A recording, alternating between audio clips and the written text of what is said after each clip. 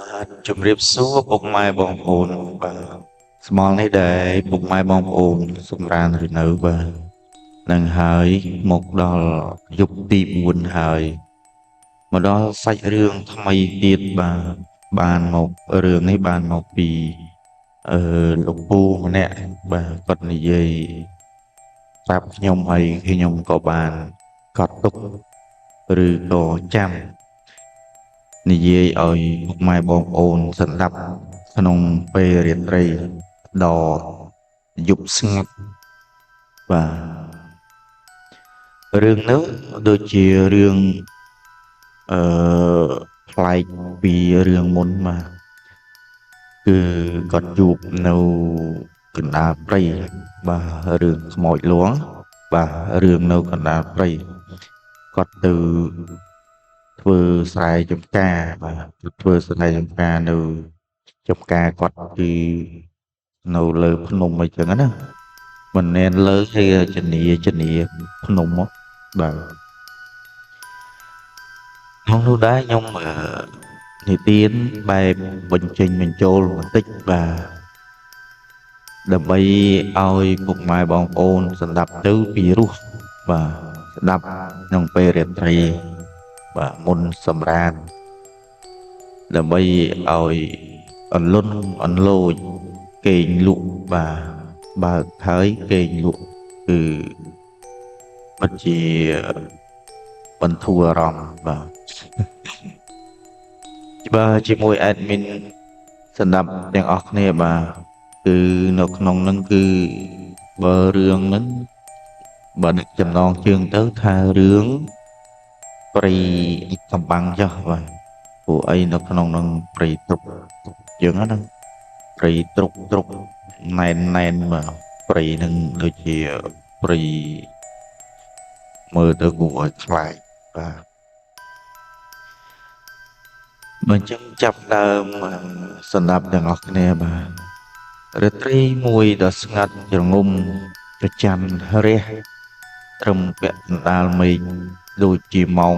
12បាទបញ្ចេញពន្លឺស្រាលឆ្លងកាត់មេឃឈើធំក្នុងព្រៃជ្រៅមួយព្រៃនេះត្រូវបានគេស្គាល់ថាព្រៃ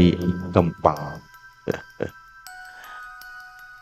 ដែលបំពេញទៅដោយរឿងនិទានប្លែកហើយអបិយជំនឿជាច្រើននៅក្នុងព្រៃនោះដែរហើយអ្នកភូមិនៅក្បែរនោះភាគច្រើនគាត់មិនដែលហ៊ានទៅក្បែរទេតែដល់ពេលមួយនោះពូនោះគាត់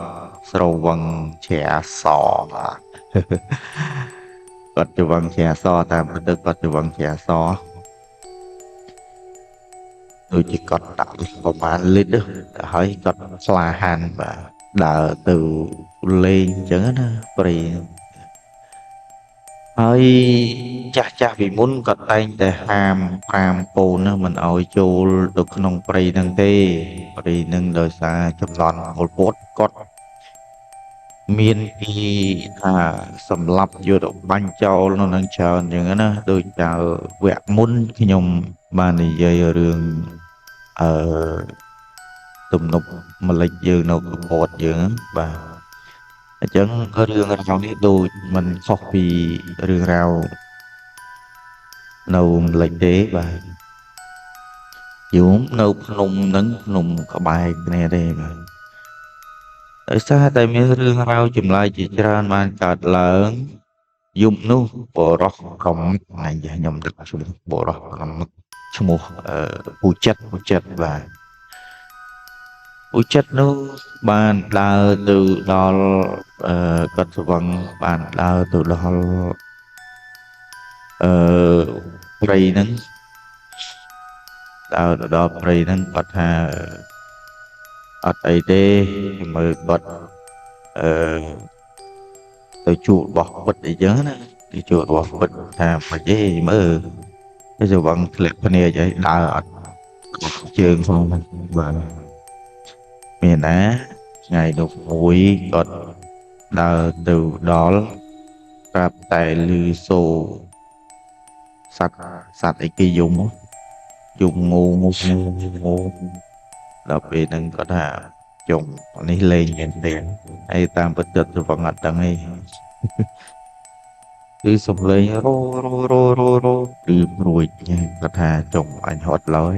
ថាមើលឆ្ងល់តណាតណៃមិនដែរឲ្យសុកចិត្តទៅនឹងមើលស្រាប់តែលំរងអត់ហិលមួយរំលងអត្រាតខណៈនោះពួកអឺអ្នកភូមិគាត់ថាបាត់ពូចិត្តតណាហើយអាប់ឲ្យក្បេងហ្នឹងគាត់ថាពូចិត្តហ្នឹងទៅព្រៃហើយព្រៃឡង់ពេលនោះហើយពូអត់ដឹងមិនអត់ពូនឹងគាត់ទៅសម្រានដល់ហ្នឹងទេទៅសម្រានតាមពិតស្វឹងឯខ្មោចលួងក៏លួងមិនដឹងដែរបើគាត់ទៅដល់ស្លាប់ចឹងយ៉ាងទៅពេកគាត់ភ្ញាក់ឡើងប្រហែលជាម៉ោង1មានណាលោកអើយគាត់ឃើញអីគេប្លែកក៏ម៉ោង1ជាងហើយគាត់ស្វាងស្វឹងដល់ពេលនោះម៉ែអើយរត់មកដល់ផ្ទះវិញគ្មានខោគ្មានអាវទេសាហាវណាស់ខ្មោចនៅហ្នឹងបាទយងខ្មោចពិតពេលដែលខ្ញុំប្រាប់មិញថាគាត់មកដល់ផ្ទះខ្ញុំនិយាយមុនកាលគាត់រត់មកផ្ទះវិញគឺគាត់ភ្ញាក់ឡើងឃើញស្រមោលធំហើយដោយសារស្វាងស្វាគឺគាត់មិនក្លាហានទេមានណាគាត់ថាជ្រូកសក់មកដល់វិញជ្រូកសក់ដូចជាស្រោចទឹកដូចជា7វ៉ាត់បាទអូនៅនឹងលួងសាហាវណាស់ព្រៃហ្នឹងបាទអ្នកភូមិអត់ហ៊ានទៅទេអ្នកភូមិឲ្យទៅលឺថាព្រៃហ្នឹងគឺគេដើរវៀងហើយខ្ញុំនិយាយរឿងគាត់ពេលឃើញហ្នឹងគឺឃើញនៅលើដើមឈើលក្ខណៈដើមឈើដូចពងយល់កូនអញ្ចឹងណាដូចខ្មោចមេម៉ាយខ្មោចពុះម៉ាយទេគាត់នៅយល់កូនមានអង្រឹងសឃើញសនៅលើដើមជ្រៃហ្នឹងភាគច្រើនគឺដើមជ្រៃហើយពេលហ្នឹងគាត់លឺសូរគាត់ថាវើយតណៃហើយថាម៉ែបនដូនបនតាបាទមិនទៅទៀតទេហៅណាលួងទៀនមកញោញាប់ឯពុចិត្តហ្នឹងមុននឹងគាត់មកផ្ទះហ្នឹងគាត់អត់ហ៊ានចូលផ្ទះទេខ្លាចប្រពន្ធលួងទៀតពេលនោះគាត់ទៅនៅក្បែរនំទៅបើដេកញាក់បាទដេកញាក់មកញាក់សាហាវហើយដល់ពេលហើយគាត់មានថាប្រពន្ធសួរព្រលឹមឡើងសួរថាមិនអីឯងមកពីណាទៅរស់ស្រីរស់អីពុជិតថាមិនមែនទៅរស់ស្រីទេយប់មិញគឺទៅរកខ្មោចពេលនោះម៉ែអើយគាត់ថាអើយកុំអោយកូនកុំអោយចៅអីទៅលេងក្បែរហ្នឹងបាទរឿងហ្នឹងមានតែប៉ុណ្្នឹងឯងពុកម៉ែបងប្អូនបាទរឿងពិតមិនមែនជារឿងវែងអន្លាយដូចជារឿងនិទានទេបាទរឿងពិតគឺខ្ញុំបានចម្លើយពីគាត់ចឹងណាសួរពីគាត់បាទចម្លើយពីគាត់សួរគាត់ទៅគាត់និយាយប្រាប់រឿងហ្នឹងត្រួសឲ្យពុកម៉ែបងប្អូនស្ដាប់បាទ